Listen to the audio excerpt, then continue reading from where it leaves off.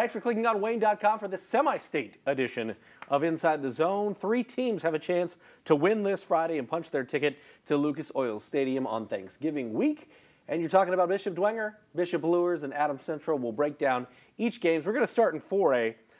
Bishop Dwenger with an impressive performance. You were calling the game on the radio, weren't you? I was, yep. As they battled Angola. They led that one, what was it, 37-0 at one point? Yeah, it was ugly. It was very one-sided. I think it was 30-0 at one point before Angola was finally able to score. It got pretty nasty. What impressed you about Bishop Dwenger? Because we thought, you know, last year they beat Angola in this round 34-0. We thought this time around it would be closer. It really wasn't.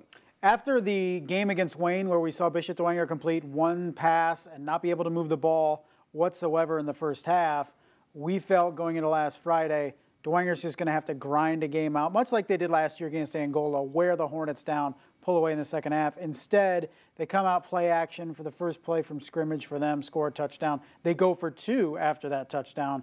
The aggressor, until they got in control in that game, and then they kind of went back to what they do, their MO. So Dwenger, for all the people that said they're one-dimensional, kind of came out and showed that, yeah, they can pass, especially when you put Patrick Finley back in that pass. That was going to be my next question. How much did Patrick Finley returning? I mean, he was, you know, we thought at the beginning of the season he'd be their #1 guy in terms of receiving. 3 catches, 98 yards, 1 right at the beginning that, you know, kind of set the tone. Yeah. A lot of teams at this point of the season are just trying to get through injuries. Dwenger's getting guys back, which seems dangerous for other teams. Yeah, he's got speed on the outside. He knows how to really adjust his body. I mean, that first touchdown pass was impressive in how he was able to lose the defender at the last possible moment and score the touchdown. And then you put him back in special teams. He's very fast. He can get to that edge and turn it upfield. So when we're talking about Bishop Dwenger and playmakers, they added a big one back with Finley. And Devin Tippmann. It's kind of been T.J. Tippmann in the running game this year. We've seen T.J. McGarry at times help carry the load. But Devin Tippmann, 234 yards on the ground.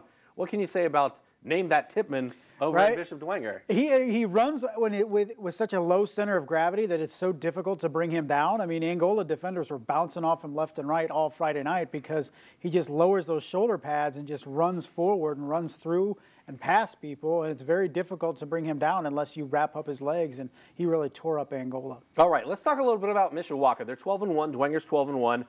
They are a team that, as we talked about, Dwenger can throw the football and is throwing the football a little bit better this time of the year than they have been early in the season.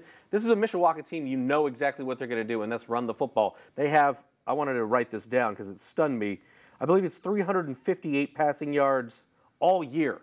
Yes, 27 passing yards a game is what they like what, 34 attempts all season long in the passing game. So we talked about Dwenger sometimes not being able to pass. Mishawka doesn't pass at all. And that's because they're able to move that ball on the ground for so much. A guy running over almost 2,500 yards, another guy with over 1,000 yards. I mean, this is a team that moves the ball offensively on the ground. Yeah, running back Chris Harness, second in the state. Quarterback Sam Shively, as you mentioned, he's the guy with over 1,000 yards, 25 rushing touchdowns. When you take a look at this, does it sort of play, though, in Dwenger's favor? Because you take a look at the big offensive line that Dwenger has, a lot of those guys will play on the defensive line. Yeah.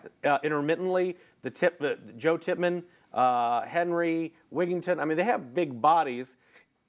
And that, I think, plays into Dwenger's hands to a certain degree when it comes to run defense. You know, I think it's a good matchup for Bishop Dwenger just because of what Mishawka likes to do. And we think that Bishop Dwenger run defense is as good as anybody in the area. But you look at Mishawka and just how good they are with what they do. They beat Penn, and Penn is not a traditional Penn, but it's still beating Penn is impressive. Beating Lowell last week was impressive. Valparaiso they knocked off. Their only losses to a one-loss team out of Chicago. So Mishawka is very, very, very good. And I wouldn't be surprised if maybe there's a phone call or two to Snyder coaching staff and Kurt Tippmann, because Snyder has a history playing Mishawka recently when they were up in 5A. So maybe feeling out, getting some intel from the Panthers could be something that Jason Garrett looks toward this week. I default a lot of times to Harold's because he's very accurate, not necessarily in terms of the score, but in terms of win-loss. Yeah. He has Dwenger winning this one 31-21. How do you see this one playing out? I think it's pretty reasonable, especially after the offensive explosion we saw out of Bishop Dwenger last week. I think this is an offense that all of a sudden has found something in the passing game that can keep defenses honest. And now you have the Tippins galore in the offensive backfield that can run all over the place. So it's a good matchup for Bishop Dwenger in terms of strength on strength. But I don't think you can overlook Mishawaka because this is a great football team, a team that was coached by Warsaw's Bart Curtis up to last year. Yeah, Keith Kinder going over and taking over and doing a heck of a job. 12-1 in your first season, ranked second in the state. Not too shabby. Yeah, with a ticket already to semi-state and maybe more. We'll see you on Friday night.